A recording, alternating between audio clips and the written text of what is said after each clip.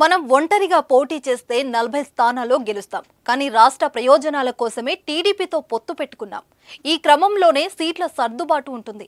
ఈ ఎన్నికలో మనం ప్రతి అడుగు వ్యూహాత్మకమే. కూటమి అభ్యర్థులు గెలిచేలా అందరూ పనిచేయాలి అని తూర్పు గోదావరి జిల్లా పర్యటనలో కార్యకర్తలతో జనసేనాని పవన్ కళ్యాణ్ అన్న మాటలివి. వచ్చే ఎన్నికలో పవన్ టార్గెట్ ఎంత, కోరే స్థానాలు ఏవి, జనసేన తరపు నిలబడే అభ్యర్థులు ఎవరు అనేది ఏపీ రాజకీయాల్లో ఆసక్తికరంగా మారింది. అన్ని రకాల చర్మ సమస్యలకు శాశ్వత పరిష్కారం ఈ శ్రీత 9281458181. టీడీపీ పొత్తుతో ఎలక్షన్ కు వెళ్తున్న పవన్ కళ్యాణ్ దూకుడుగా వ్యవహరిస్తున్నారు. ఎన్నికలు దగ్గర పడుతున్న వేళ గోదావరి జిల్లాలో బిజీగా కార్యకర్తలతో భేటీ అవుతూ అభ్యర్థులను సన్నద్ధం చేస్తూ దిశానిర్దేశం చేస్తున్నారు. ఢిల్లీ వెళ్తున్న క్రమంలో బుధవారం భీమవరంలో పర్యటించారు పవన్. భీమవరం నుంచి ఎన్నికల బరిలో దిగుతున్నారనే ప్రచారం జోరుగా సాగుతుంది.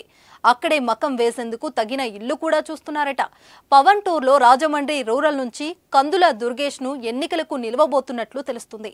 తణుకు నుంచి జనసేన అభ్యర్థిగా విడివాడ రామచంద్రరావుకు అవకాశం ఇచ్చారని ప్రచారం జరుగుతుంది.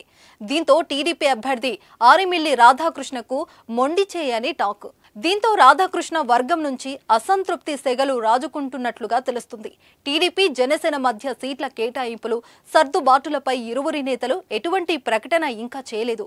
అయితే పవన్ టూర్లో ఒక్కొక్క స్థానం నుంచి సమన్వయకర్తల రూపంలో అభ్యర్థుల పేర్లు బయటికి రావడంతో తెలుగు తమ్ముళ్లు కంగారు పడుతున్నారు.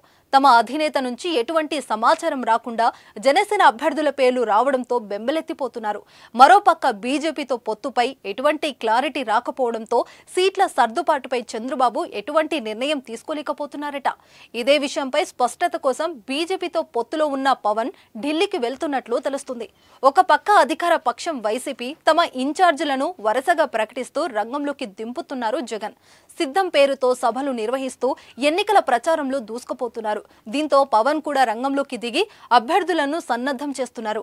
ఢిల్లీ వెళ్లి టీడీపీ జనసేన కూటమితో పొత్తుపై క్లారిటీ తీసుకున్నట్లు తెలుస్తుంది. జనసేనాని ఢిల్లీ టూర్ అనంతరం సీట్లు కేటాయింపు, అభ్యర్థుల ఖరారు వేగంగా జరిగిపోతాయని పొలిటికల్ టాక్. దీంతో టీడీపీ జనసేన అభ్యర్థులను కూడా క్లారిటీ వస్తుందట.